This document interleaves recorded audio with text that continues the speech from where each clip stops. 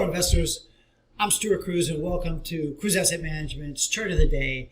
And I've been traditionally doing Unemployment Thursday because that statistic in our economy is one of the worst statistics, and it's something that obviously pours through the rest of our economic outlook and future. If people have no jobs, then they have no ability to pay for goods and services. And if we are a 70% service-oriented economy, that's going to be problematic in the future. So today is Thursday. We come out with our initial claims for unemployment insurance. It's a particularly good day to talk about unemployment. But since not much has changed, we're pretty much on the same trajectory. We're going to look at some other avenues of unemployment. We're going to look at how some of our neighbors are doing in our unemployment relative to us. But initially, right now, we have our initial claims for unemployment insurance. And we were expecting about 820,000 new claims, but we got 840,000, so an extra 20,000 new claims. We also have up on here the 4-week moving average, which is in orange.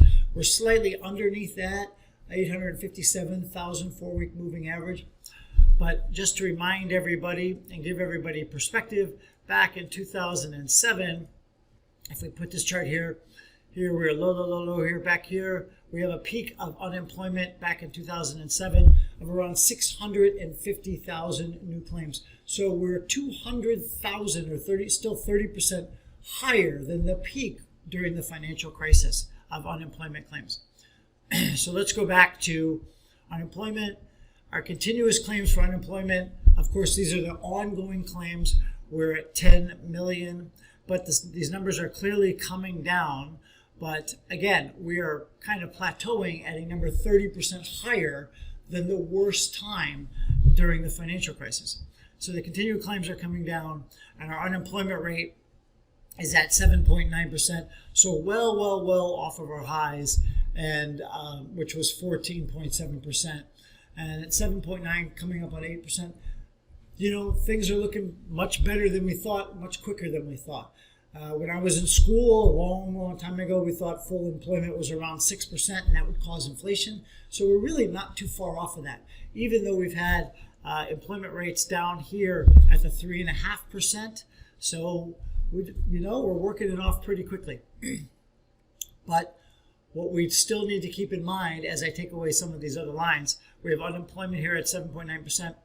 The U6 number really tries to incorporate all the people that could get jobs, but that just don't have jobs, because unemployment only counts people that are looking for jobs. So what the difference is between that line are people that could really get jobs, but are no longer looking for jobs. And what factors into that is the U.S. participation rate. So the participation rate of the labor force is 61%. And to put that into perspective over the last 5 years, it's still pretty far off of what it kind of averaged at. Maybe we'll call this 62.5. So if we're looking at about 1% of people that have just dropped out of the labor force, that's 1 million people or so that just haven't looked for jobs because they just don't feel like they can get any. All right. So, but as I said, not much has changed over time. We look like we're on the same trajectory, so that's actually good that we're working off the jobs. Hopefully there's not going to be another round of layoffs, and with the new stimulus cuts coming in, hopefully that will help people keep the economy going. But as I indicated, we're going to look at some other factors. Here is the United States unemployment rate, and we're going to switch our charts here to the U.S. unemployment rate. And let's look at our friends up north in Canada. How did they do during this lockdown? Well, they started at a higher unemployment rate than us, basically 5.5%. So they had a higher rate, and they didn't quite hit a higher peak, but they are still struggling, almost twice as much unemployment as they did when they started. So still 10% is quite a big number for our friends in Canada.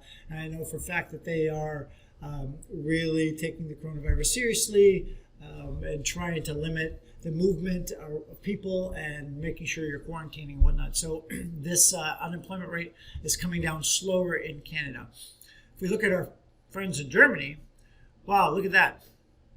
They started off at around 6%, and they're at 6%, so 6.2% or so, and they're at 6.2%. Looks like maybe they had a little tick up as my charts kind of catch up with me. Looks like maybe it was more like 5% that they started at. So Germany has handled this really well without really doing some damage to their economy. And Sweden, we always talk about Sweden for the people who like didn't put a full-on lockdown in place. How did their economy do?